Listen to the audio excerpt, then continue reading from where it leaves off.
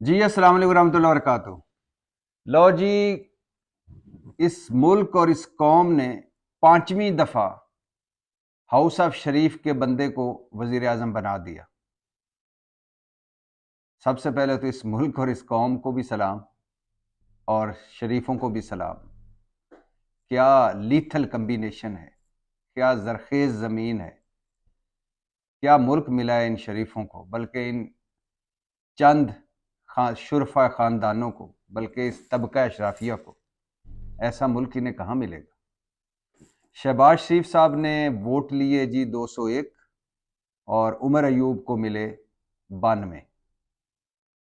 آج قومی اسمبلی میں کیا کیا نہیں ہوا، بلکہ کچھ رہ گیا ہے جو ہونا باقی رہ گیا ہے۔ آج تو جمشید دستی بوٹ پالش اور برش لے کر بھی آئے ہوئے تھے، اور غالباً وہ بار بار شہباز شریف صاحب کی نظر کے متمنی تھے کہ یہ لے لیں، لیکن شہباز شریف صاحب نے غالباً انہیں 2-4 مرتبہ دیکھا، مگر اس نظر سے نہیں دیکھا جس نظر سے جمشید دستی صاحب چاہ رہے تھے۔ نعرے لگے، ہوٹنگ ہوئی، اور وہی نعرے مریم کا پاپا چور ہے، اور دوسری طرف گھڑی چور، اور ایک طرف مینڈیٹ چور، اور تحریک انصاف کے پرجوش ایم این ایس جو ایک مصیبتوں اور مسائل اور مصائب کا دریا عبور کر کے اسمبلیوں تک پہنچے ہیں۔ ظاہر ہے ان کا جوش و جذبہ نہ اسمبلی کے اندر ٹھنڈا ہو رہا ہے، نہ اسمبلی کے باہر۔ سڑکوں پر تحریک انصاف ہے مینڈیٹ چوری کے لیے، اور تحریک انصاف کہہ رہی ہے کہ فارم 45 کھولے جائیں، دوبارہ سے گنتی ہو، اور جو ہمارے لوگ ہروائے گئے ہیں ان کو جتوایا جائے۔ مریم نواز کو کے دور میں، بلکہ مریم نواز کا تیسرا دن تھا گزشتہ روز، جب پھینٹیاں پڑیں مال روڈ لاہور پر، پولیس نے کٹ چاڑی تحریک انصاف والوں کو، وکلا کو تالا لگا کے بند کر دیا، اور مریم نواز جو کہہ رہی تھی کہ انتقامی سیاست نہیں ہوگی، سب کو آزادی ملے گی with in limits, red line کے اندر، مریم نواز پہ تنقید ہونا بنتی ہے۔ اور مریم نواز سے یاد آیا، وہ ایک رمضان پیکج دے رہی ہیں، یہ راشن جو پیکنگ، راشن جو بیگز ہوتے ہیں جس میں سارا کچھ ہوتا ہے، یہ رمضان کے لیے، اور سنا جا رہا ہے کہ اس پر نواز شریف صاحب کی تصویر ہے اس راشن بیگ پہ۔ اب مریم نواز صاحبہ سے کہنا یہ تھا کہ اگر تو یہ آپ اپنے ذاتی خرچے سے دے رہے ہیں، یعنی یہ میاں محمد نواز شریف صاحب کے ذاتی اکاؤنٹ سے جا رہا ہے، آپ کے ذاتی اکاؤنٹ سے جا رہا ہے، آپ کے چچا کے، آپ کے گھر والوں سے، آپ تو پھر تو نواز شریف صاحب کی تصویر بنتی ہے۔ لیکن اگر یہ ذاتی آپ کا ایک پیسہ بھی نہیں، ایک ٹکا بھی نہیں لگ رہا، یہ سارے سرکاری پیسوں کا ہے، تو پھر نواز شریف صاحب کی مہربانی کر کے تصویر ہٹا دیں۔ بہت زیادہ اگر آپ کو شوق ہے کسی کی تصویر لگانے کا تو قائد اعظم کی لگا دیں، علامہ اقبال کی لگا دیں، یا اس ملک مینار پاکستان کی لگا دیں، پنجاب اسمبلی کے لگا دیں، کچھ اور لگا دیں، مہربانی کریں نواز شریف صاحب یہ تصویر نہ لگائیں۔ نواز شریف صاحب کا اس میں کیا کردار ہے سوائے اس کے کہ آپ ان کی بیٹی ہیں؟ اب یہ ہمارے ٹیکسوں کا پیسہ ہے،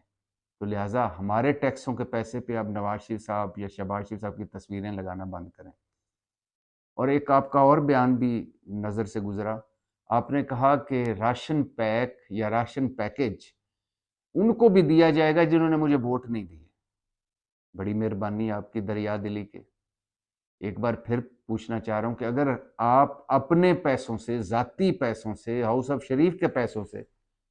یہ دے رہے ہیں،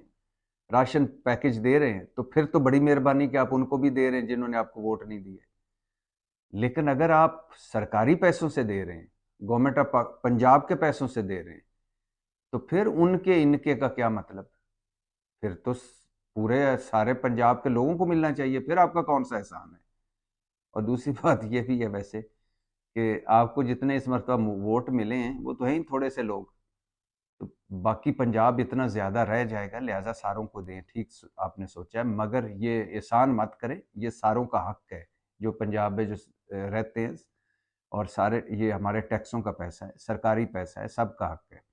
ان کے کا کوئی اس میں تفریق نہیں کرنی چاہیے۔ تو اب شہباز شریف صاحب کے بڑے چیلنج کیا ہیں،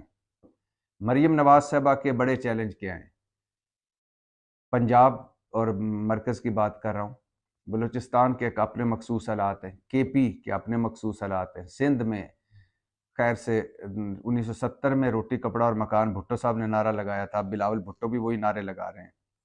تو لہٰذا سندھ کے میں زرداری صاحب ایک خاص پوزیشن میں ہیں اور ان کے خاص مسائل ہیں۔ ملک کے مسائل کیا ہیں اور مریم نواز صاحبہ کے؟ مریم نواز صاحبہ کا سب سے بڑا چیلنج تو یہ ہے کہ یہ ان کا پہلا موقع ہے اور آخری موقع بھی ہو سکتا ہے، اور اس سے مسلم لیگ نون ریوائیو بھی کر سکتی ہے۔ تو مریم نواز کے ساتھ جڑی ہوئی ہے ہاؤس آف شریف کی گدی اور مسلم لیگ، اور اوپر شہباز شریف صاحب کے پاس بڑے چیلنجز ہیں۔ کیا چیلنج ہے؟ سب سے بڑا چیلنج ہے بدترین جو ہم معاشی بحران میں گرے ہوئے ہیں، یہ دوسرا بدترین سیاسی بحران، اور یاد رہے بدترین معاشی بحران حل نہیں ہو پائے گا جب تک بدترین سیاسی بحران مطلب سیاسی نفرت، سیاسی تقسیم اور یہ سڑکوں پہ احتجاج اور یہ بدترین سیاسی بحران میں اس میں کمی نہیں آئے گی۔ اور بدترین سیاسی بحران کی اس وقت سب سے بڑی وجہ ہے مینڈیٹ چوری، لہٰذا بات گھوم گھما کر وہیں آ جاتی ہے کہ متعلقہ فورمز جن پر تحریک انصاف کے لوگ گئے ہوئے ہیں کہ فارم 45 لے کر،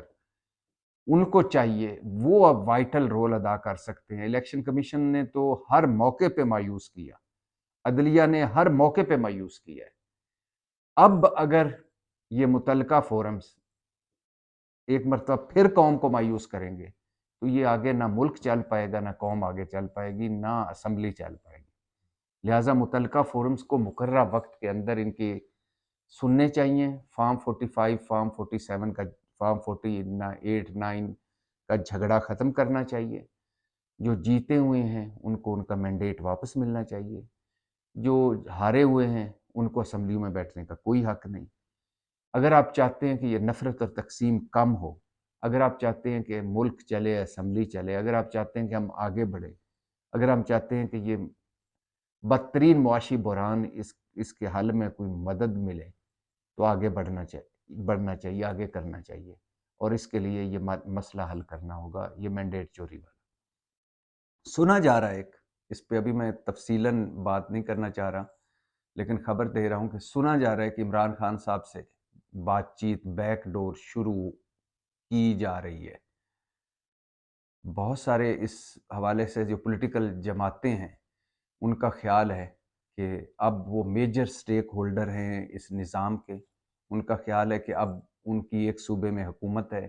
باقی پورے ملک میں ان کی نمائندگی ہے، مرکز میں وہ سب سے بڑی جماعت ہیں، اور سنا جا رہا ہے کہ ان کی جماعت کو اب نظر انداز کرنا اور